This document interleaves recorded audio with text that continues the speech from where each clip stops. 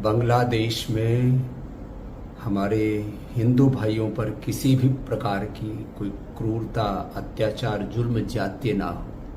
चाहे वहाँ पर हमारे हिंदू भाई हैं जो व्यापार कर रहे हैं, या जो हमारे वहाँ पर हिंदू मंदिर हैं, या हमारे भारतीय वहाँ पर जो नागरिक रह रहे हैं, उनके साथ किसी प्रकार की कोई नाइंसाफ़ी ना हो। इसके लिए पूरे देश को एकजुट रहना होगा।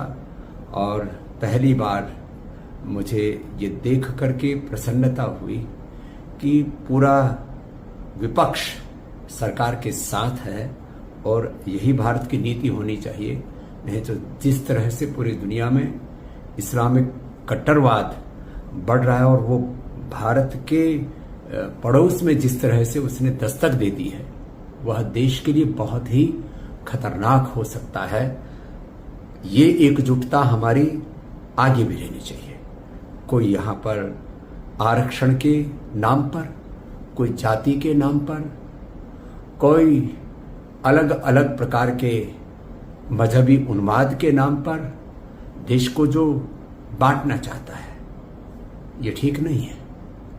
इसलिए हमारी भारत की राजनीति मुद्दों पर केंद्रित हो, उसमें जाति, उसमें संविधान, उसमें आरक्षण, उसमें अलग अलग प्रकार के मजहबी उन्माद, जातीय उन्माद, भाषाई उन्माद, तमाम तरह के प्रांतीय उन्माद, इन सब उन्मादों से परे केवल विकास के आधार पर और 2047 तक भारत को विश्व की आर्थिक, सामरिक, सामाजिक, आध्यात्मिक महाशक्ति हम कैसे बनाएं, इस पर यदि पूरा देश एकजुट होकर के आगे बढ़ेगा, तब हम अपने पड़ोसियों के साथ में भी ताकत से खड़े हो पाएंगे, और पूरी दुनिया के सामने भी भारत एक शक्तिशाली राष्ट्र के रूप में उभर पाएगा।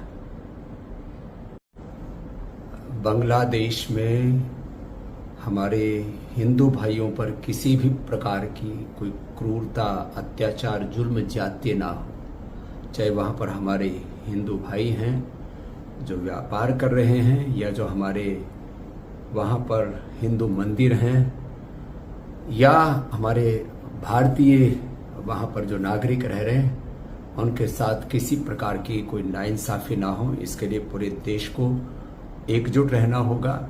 और पहली बार मुझे ये देख करके प्रसन्नता हुई कि पूरा विपक्ष सरकार के साथ है, और यही भारत की नीति होनी चाहिए।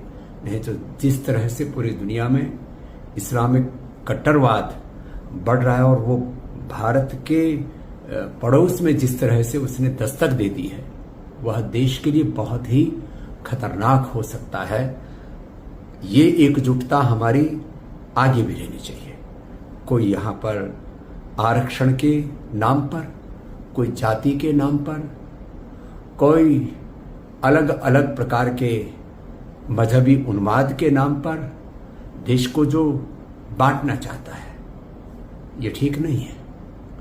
इसलिए हमारी भारत की राजनीति मुद्दों पर केंद्रित हो, उसमें जाति, उसमें संविधान, उसमें आरक्षण, उसमें अलग अलग प्रकार के मजहबी उन्माद, जातीय उन्माद, भाषाई उन्माद, तमाम तरह के प्रांतीय उन्माद, इन सब उन्मादों से परे केवल विकास के आधार पर और 2047 तक भारत को विश्व की आर्थिक, सामरिक, सामाजिक, आध्यात्मिक महाशक्ति हम कैसे बनाएं, इस पर यदि पूरा देश एकजुट होकर के आगे बढ़ेगा, तब हम अपने पड़ोसियों के साथ में भी ताकत से खड़े हो पाएंगे, और पूरी दुनिया के सामने भी भारत एक शक्तिशाली राष्ट्र के रूप में उभर पाएगा।